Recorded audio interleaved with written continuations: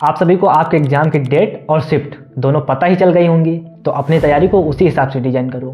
अब आप में से कुछ लोग ऐसे हैं जिनका एग्ज़ाम स्टार्टिंग फेज़ में है, तो वहीं कुछ लोग मिडिल और लास्ट में एग्ज़ाम देंगे, और जिनका एग्ज़ाम लास्ट फेज़ में है तो उनके पास अभी पढ़ने का मौका मिला है, तो उस मौके का पूरी तरह से फ़ायदा उठाओ। बाकी इस वीडियो में हम लोग टोटल 4 पॉइंट पर बात करेंगे, जिनको अब लास्ट टाइम में आपको ध्यान में रखना ही है, अदरवाइज एग्ज़ाम के बाद पछताओगे।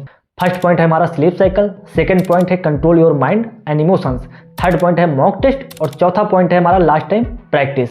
अब फर्स्ट पॉइंट की बात करें कि स्लीप साइकिल, जो लोग दिन में सोते हैं तो रात में सोने की आदत डाल लो, क्योंकि एग्जाम आपका दिन में होगा ना कि रात में।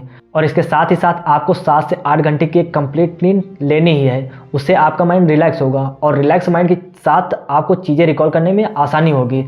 बाकी जिनको दिन में नींद आती है तो वो ऐसा कर सकते हैं कि उस टाइम पर अपना कुछ भी चीज़ रिवाइज कर सकते हैं, जैसे ओकैब का पार्ट हो गया, या फिर जीके जीएस में कोई चीज़ रिवीजन करनी है तो उसको रिवीजन कर सकते हो। बाकी मैं अपना एक्सपीरियंस शेयर करूं कि सीजीएल के टाइम पर मुझे दिन में सोने की आदत थी, और उस टाइम पर जब भी मुझे दिन में नींद आती थी तो मैं ऐसा करता था कि अपना ओकैब या फिर जीके जीएस का कोई भी टॉपिक उठा लिया, जैसे कि इकोनॉमिक्स, हिस्ट्री या जो भी हमें पढ़ना था, तो उसको उठा करके अपना टहलते हुए याद करते थे। उससे फ़ायदा ये होता था कि मुझे चीज़ें आसानी से रिकॉल भी हो जाती थी और नींद भी नहीं आती थी। आप भी ऐसा ट्राई कर सकते हैं। और दूसरा पॉइंट है हमारा control your mind and emotions. तो आप में से कुछ लोग ऐसे हैं जिनका एग्जाम स्टार्टिंग फेज में है, तो वो ये सोच रहे हैं कि जिनका एग्जाम लास्ट में है तो उनको पढ़ने का मौका मिल रहा है, और जिनका एग्जाम लास्ट में है तो वो ये सोच रहे हैं कि जिनका एग्जाम स्टार्टिंग में है उनको नॉर्मलाइजेशन में फ़ायदा मिलेगा।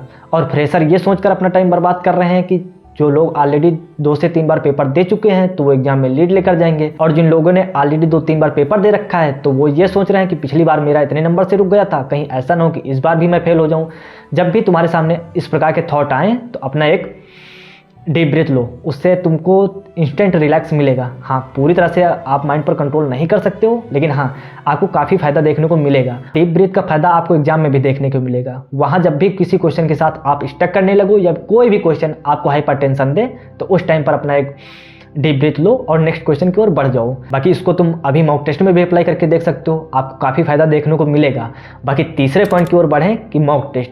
अब जिनका एग्जाम 4, 5 या 6 को है तो वो अपना 1 से 2 मॉक टेस्ट लगाओ, वो भी प्रीवियस ईयर के, और इसके साथ ही साथ आपने जो मॉक टेस्ट अटेम्प्ट कर रखे हैं वहाँ पर जो क्वेश्चन उस टाइम पर आपसे नहीं बने थे तो उनका रिवीजन कर लो। बाकी जिनका एग्जाम 10 तारीख के बाद है तो वो अपना 2-3 मॉक टेस्ट लगाओ और उसके साथ ही साथ अपना रिवीजन भी करते रहो। बाकी जिन लोगों ने ऑलरेडी रिवीजन कर रखा है वो सोचते हैं कि मॉक टेस्ट के थ्रू ही रिवीजन करें, तो वो अपना 3 से 4 मॉक टेस्ट दे सकते हैं। बाकी हाँ, सबको पीछे के मॉक टेस्ट जरूर रिवाइज करने हैं, क्योंकि अगर पीछे के क्वेश्चन आप रिवाइज नहीं करोगे तो उससे एग्जाम में कुछ फायदा भी नहीं मिलेगा, और वहाँ पर वो क्वेश्चन आपका टाइम ज़्यादा बर्बाद करेंगे, क्योंकि वहाँ पर ईगो हर्ट होने लगता है कि ये क्वेश्चन ऑलरेडी मैंने पढ़ रखा है लेकिन फिर भी ये क्वेश्चन नहीं बन रहा है, तो आपको ये गलती नहीं करनी है। अब चौथे पॉइंट की ओर बढ़ें, जो कि हमारा लास्ट टाइम प्रैक्टिस।